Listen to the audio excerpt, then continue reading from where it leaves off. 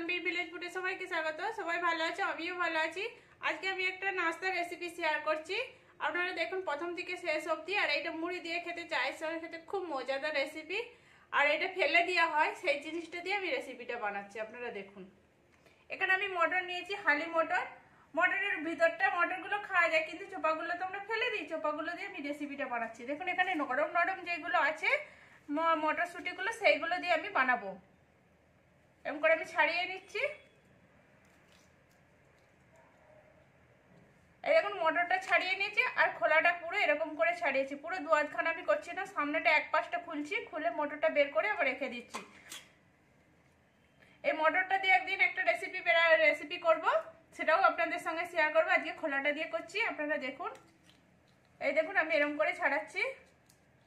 এই দেখুন আমার কিন্তু এপাশটা বন্ধ রয়েছে, এপাশটা খোলা রয়েছে। আমি এরকম করে সবগুলো ছাড়িয়ে নিচ্ছি, আর যেগুলো খুব নরম সেইগুলোই আমি ছাড়াবো।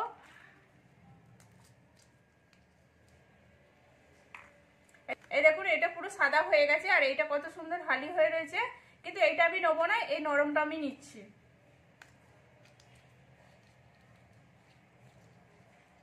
দেখুন এখানে আমি খোলাগুলো ছেড়ে রেখে দিয়েছি আলাদাভাবে, এই দেখুন। আর মটরগুলো আলাদা করে রেখে দিয়েছি, এগুলো আমি একটু ধুয়ে নেব। এখানে আমি বেসন নিয়েছি, বেসনটা নিয়েছি 2 বাটি। আপনাদের অনুযায়ী আপনারা নেবেন, যেমন খোলা খাবে মটরশুঁটি সেরকম নেবেন। আমি 2 বাটি নিয়েছি ছোট বাটির মধ্যে। আর আমি এখানে দিচ্ছি জোয়ান দিচ্ছি, এটা আধা চামচের মতো জোয়ান। জোয়ানটাকে আমি হাতে একটু ঘষে নিচ্ছি। এই দেখুন হাতে আমি ঘষে নিয়েছি, ঘষে দিয়ে দিচ্ছি এটা।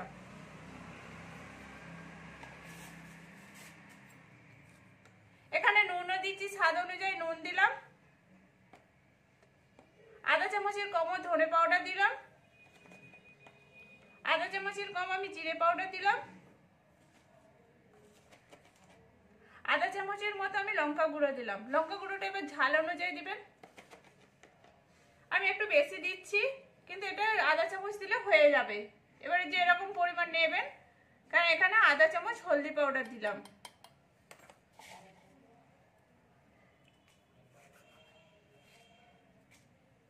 আর আমি এখানে অল্প করে একটু কালো জিরে দিলাম, একবারে 1 চিমটির মতো হবে সেই রকম আমি দিলাম। এই দেখুন এটাকে আমি ভালো করে মাখবো একসঙ্গে।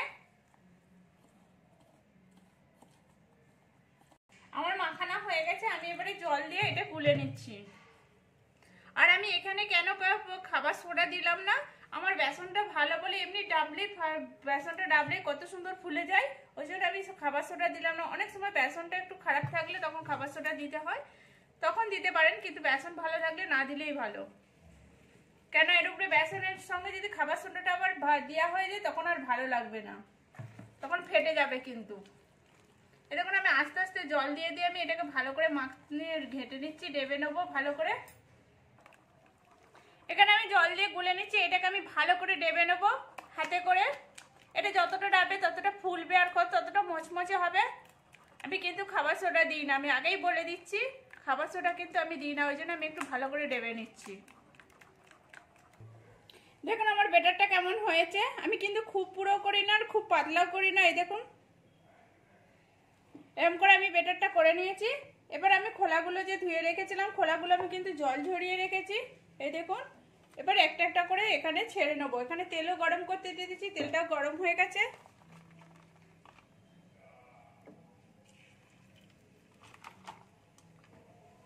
এরকম করে করে আমি একটা একটা করে তুলে নেবো তেলেতে।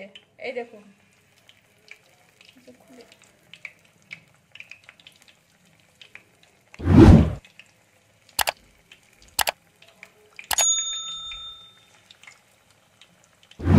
শেয়ার করছি, দুপাশটা কিন্তু মটরের খুলে গেলে, যে খোলা যদি মানে ছাড়ানো হয় কিরকম অবস্থা হয়। দেখুন এটা খোলা ছাড়ানো ছিল দুপাশটাই, ওই জন্য কেমন খুলে গেছে।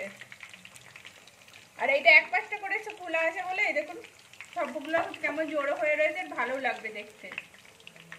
এখানে আমার ভাজা হয়ে গেছে, আমি লাল লাল করে ভেজেছি। এটা আমি এবার তুলে নিচ্ছি এরকম করে।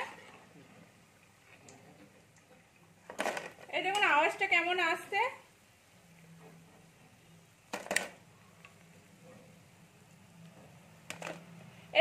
সবগুলো ভেজে নেবো।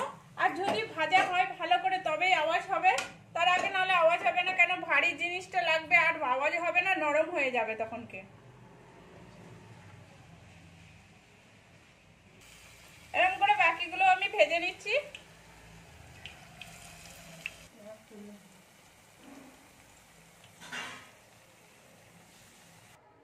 এখানে আমার পুরো কমপ্লিট হয়ে গেছে, ভাজা হয়ে গেছে। এবার আমি এর উপরে কি দিলে কত সুন্দর লাগবে খেতে সেটা আমি বলে দিচ্ছি, দেখিয়েও দিচ্ছি।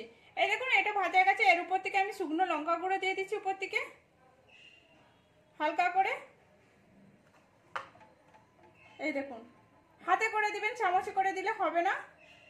আর এর মধ্যে আমি আরেকটা জিনিস দিচ্ছি, লঙ্কা গুঁড়োটা ঝাল ঝাল লাগবে, এর মধ্যে একটু চাট মশলা দিয়ে দিচ্ছি।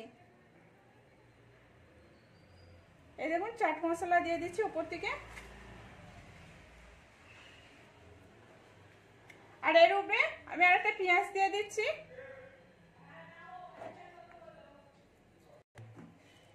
এখানে আমার পুরো কমপ্লিট হয়ে গেছে।